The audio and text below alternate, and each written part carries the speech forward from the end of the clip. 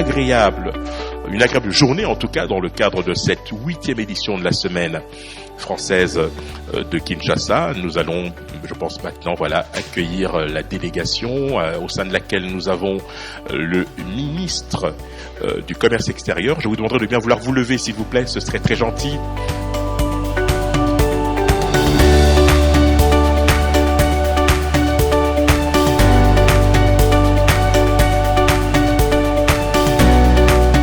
Accueillir la suite qui va donc procéder dans quelques instants à la coupure du ruban sous le chapiteau. Son Excellence, Monsieur le Ministre du Commerce extérieur, Son Excellence Jean-Lucien Boussa Tongba, qui n'est pas seul puisque Son Excellence Monsieur l'Ambassadeur de France en République démocratique du Congo est également donc à ses côtés. Merci Monsieur l'Ambassadeur d'être là.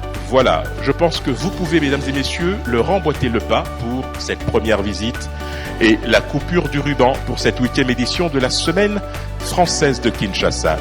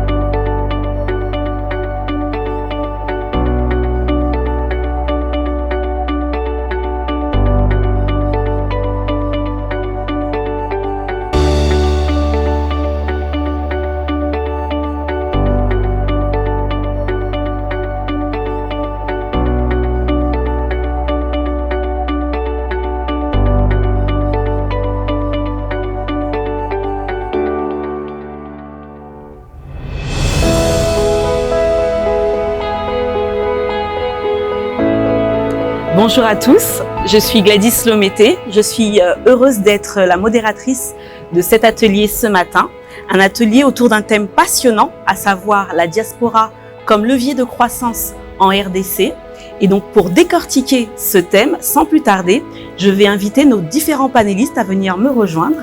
Et donc nous allons commencer avec Alexandra Kizizi, également Dalia Dilanda, Monsieur Jérémy Lukusa, Monsieur Christian Hippoly, et Monsieur Bienvenu Bopé.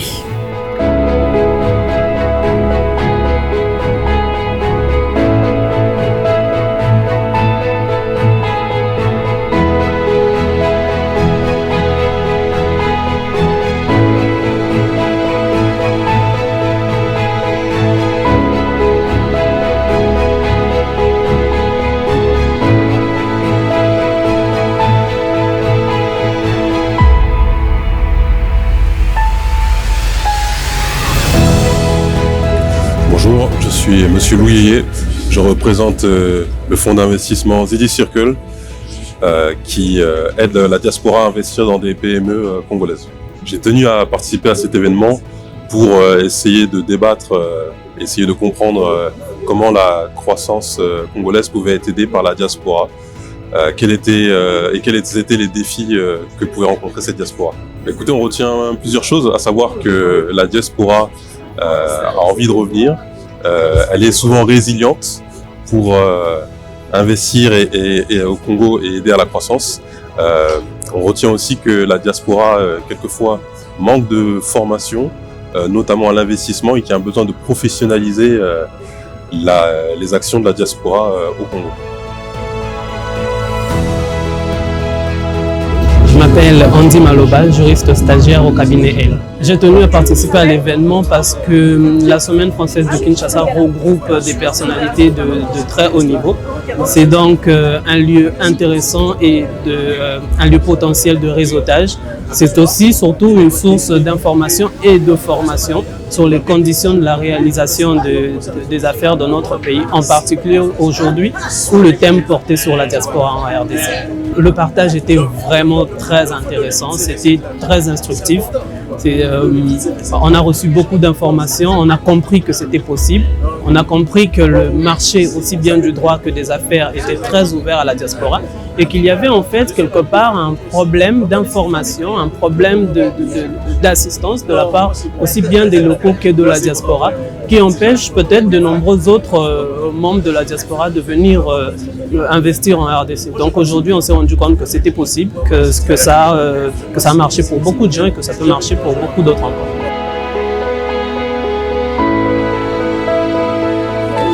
Je suis Madame Laetitia Komozele de l'ANADEC, l'Agence nationale de développement de l'entrepreneuriat congolais. Je suis venue participer à l'atelier concernant la diaspora, levier de croissance pour l'économie congolaise, parce qu'aujourd'hui, je pense que nous avons besoin de la diaspora, de leur expertise, afin de redorer l'image de notre pays et de booster les autres entrepreneurs avec des mentalités nouvelles et des idées innovantes. J'ai été fort frappée de ceux-là qui viennent de la diaspora, notamment qui ne sont pas encore installés.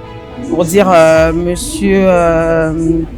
j'ai oublié celui qui est en train d'aider les jeunes à aller étudier à l'étranger pour revenir avec une certaine expertise.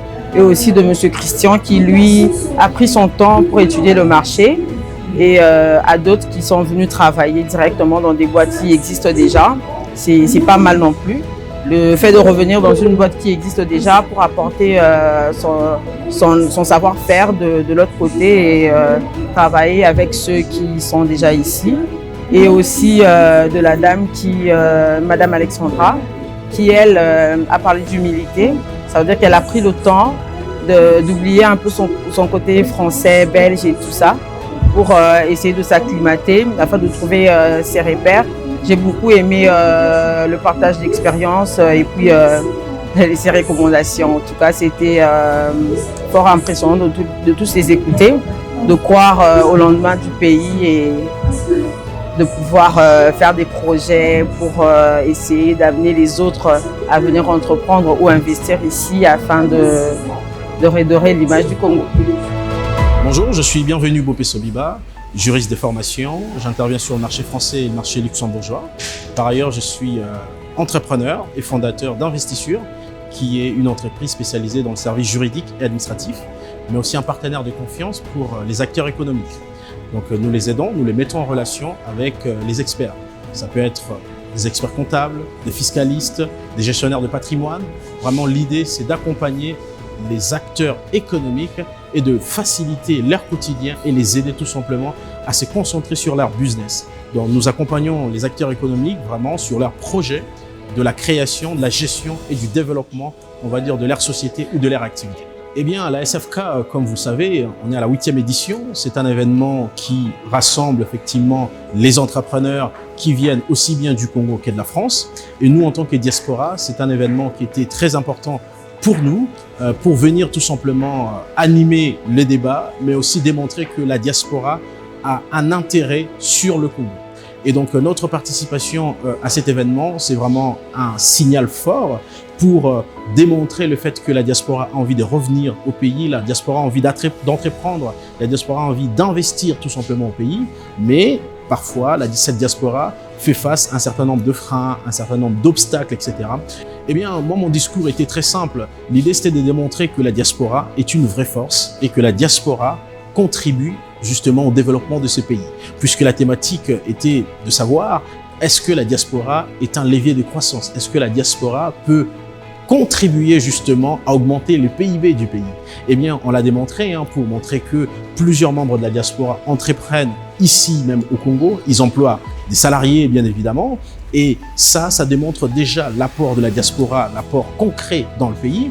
Mais aussi, comme vous le savez, la diaspora investit tous les ans plus de 2 milliards d'euros. Enfin, en tout cas, ce sont des transferts d'argent qui sont envoyés ici même en République démocratique du Congo. Et malheureusement, cet argent n'est qu'utilisé pour répondre à des besoins des consommations. Un autre message qu'on a réussi aussi à faire passer, c'est le message concernant les réseaux Alumnis.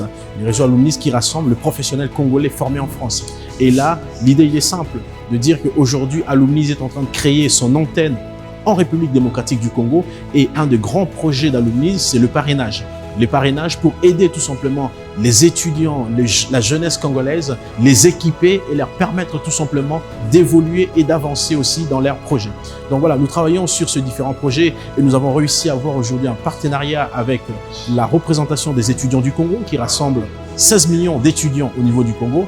Et l'idée là aussi, c'est vraiment d'équiper les étudiants pour réduire au maximum le fossé qui existe entre l'enseignement théorique et l'entrée dans le monde professionnel. Tout ceci dans l'idée tout simplement de faciliter l'insertion des étudiants dans le monde professionnel, de les équiper et de les donner vraiment les clés des réussites. Je me présente, Christian Hippolyfello.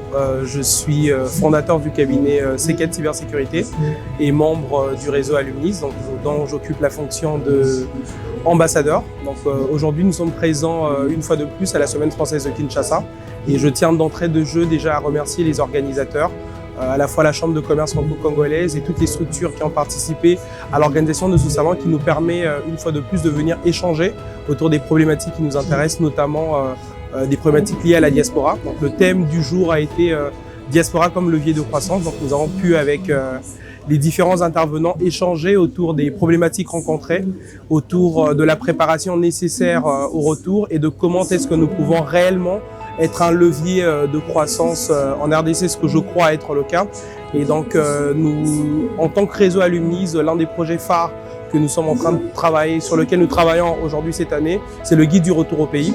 Donc nous nous attelons aujourd'hui à réunir l'ensemble des informations nécessaires à fournir à la fois aux entrepreneurs, aux personnes qui veulent revenir sur les différentes problématiques qui peuvent être les leurs, les problématiques liées à la santé, à l'assurance, à l'emploi.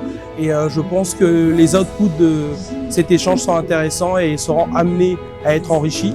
Et pour tous ceux qui n'ont pas pu être là cette année, je leur invite à se présenter, à être présents et qu'ensemble, dans l'unité, avec l'humilité qu'il faut, venir ensemble travailler de façon intelligente pour relever le défi de la croissance dans notre pays. Bonjour, je suis Gladys Lomété et donc je viens de participer à l'atelier concernant la diaspora comme levier de croissance en RDC. C'est un atelier qui a été organisé par la Chambre de commerce et d'industrie franco-congolaise durant la Semaine française de Kinshasa. J'étais très heureuse de participer à ce panel en tant que modératrice. Et oui, cette fois-ci, j'étais modératrice. L'année dernière, j'étais panéliste. Et donc voilà, aujourd'hui j'ai changé de casquette. Donc je travaille au sein d'Equity BCDC en tant que Head of Diaspora Banking et j'ai hâte de pouvoir recevoir les diasporas qui viendront ouvrir leur compte au sein de notre structure bancaire. Vraiment, lors de différentes interventions, j'ai retenu qu'il y a plusieurs moyens pour la diaspora d'investir en RDC, que ce soit au travers de l'entrepreneuriat, de l'emploi fixe aussi, salarié, tout comme moi, j'ai fait également, ou dans le partage de connaissances. Ça, c'est un point qu'on ne soulève pas assez, mais parrainer des étudiants ici en RDC, en tant que diaspora, c'est quand même apporter sa pierre à l'édifice afin que le futur de la RDC puisse être construit ensemble. Donc ça, c'est un point que j'ai envie de retenir de cet atelier. Et encore une fois, pour tous les entrepreneurs qui n'ont pas pu suivre l'atelier, vraiment, nous vous encourageons à vous préparer. Préparez votre retour en RDC. Préparez-vous, renseignez-vous, contactez les banques, toutes les structures juridiques qui peuvent intervenir dans la création de votre entreprise. C'est possible de le faire. Il y en a plusieurs qui l'ont fait. On l'a vu durant l'atelier. C'est pas facile. Il faut beaucoup de résilience. Il faut persévérer. Mais comme dans tout pays, tout simplement, il ne faut pas lâcher. Continuer et je sais que ensemble nous pourrons construire un pays fort, une RDC qui va rayonner à travers le monde. Bonjour, je suis Dalia Dilanda, directrice marketing et commerciale de Imorose. Imorose est un promoteur dans l'immobilier de luxe. Nous construisons des villas de luxe et des immeubles administratifs et commerciaux. J'ai tenu à participer parce qu'il est très intéressant et enrichissant de voir toutes les entreprises de la place et notamment le thème qui est revenu au sujet de la diaspora qui vient de France, parce que je suis issue de la diaspora qui vient de France. Le panel, il était très diversifié et enrichissant, notamment avoir des gens de la banque Equity. J'ai pris beaucoup d'informations moi-même, malgré que je faisais partie du panel, et aussi les organismes qui aident justement les personnes de la diaspora à avoir le guide pour s'établir au Congo. Donc j'ai trouvé ça très intéressant. Alors, ceux qui n'ont pas pu participer à l'événement, je vous invite à être là l'année prochaine parce que l'événement est très intéressant, il est très riche en informations et moi-même, je serai présente l'année prochaine. Et je remercie les organisateurs, vraiment, c'est très bien organisé. Et merci aussi de vous être approchés de moi et de toutes ces entreprises qui nous ont beaucoup apporté. Merci beaucoup à tous les panélistes pour la qualité des échanges. Merci pour le temps qu'ils ont pris pour répondre à toutes les questions et leur investissement dans la communauté congolaise pour faire revenir la diaspora au pays. Aux organisateurs, merci d'avoir fait un si bon choix des panélistes et aux entrepreneurs qui sont encore ailleurs à l'international. Et pour ceux qui sont ici, je les recommande de passer par la NADEC, de s'appuyer aux experts de la NADEC, pouvoir être bien encadrés, bien accompagnés, afin de ne pas être déçus, désillusionnés à leur retour ou bien dès leur commencement. Et pour les organisateurs de ce merveilleux atelier, je tiens à vous remercier tout particulièrement pour la confiance accordée. Ça fait 2 années de suite que Alumnis a pu organiser ce type d'atelier, que j'ai pu y participer et donc vraiment je ne regrette pas et j'espère que le partenariat durera encore très longtemps. Un mot quand même pour les entrepreneurs ou les professionnels qui n'ont pas pu participer à cet événement. Eh bien, je vous invite à l'édition numéro 9 qui aura lieu l'année prochaine. Mais ce qu'il faut retenir tout simplement, c'est qu'on a besoin, entrepreneurs, professionnels, peu importe, de se réinventer. On arrive dans ce monde qui est très concurrentiel. Eh bien, ce qui va vraiment faire la différence, ça va être le fait d'avoir un projet qui est concret, un projet qui peut être vendu justement, un projet qui peut intéresser un maximum de personnes. Et donc les discours, c'est de dire, si vous êtes entrepreneur aujourd'hui, pensez à commencer déjà comment formaliser votre activité, pensez à réfléchir sur votre business plan, votre business model, ce qui va permettre justement de convaincre, on va dire, les bailleurs de fonds pour venir investir aussi dans votre projet. Et nous, la diaspora, on se met effectivement à disposition des entrepreneurs et des professionnels. L'idée, c'est une fois de plus de créer vraiment le pont entre la diaspora et ceux qui sont sur place pour qu'ensemble, nous puissions réussir. Et pour les organisateurs, je tiens ici vraiment à remercier la Chambre de commerce franco-congolaise et particulièrement Hélène Dufar Champredon avec laquelle nous travaillons depuis les débuts en tant que partenaire vraiment de confiance. Et je remercie également le président de la Chambre, M. Bertrand Bissenyi-Moana, qui lui aussi nous accompagne en tout cas dans ce projet. Donc grand merci et c'était vraiment une marque de confiance pour nous parce que grâce justement à la Chambre, nous avons réussi à organiser cet atelier qui porte sur la diaspora comme levier de croissance et les débats étaient très enrichissants.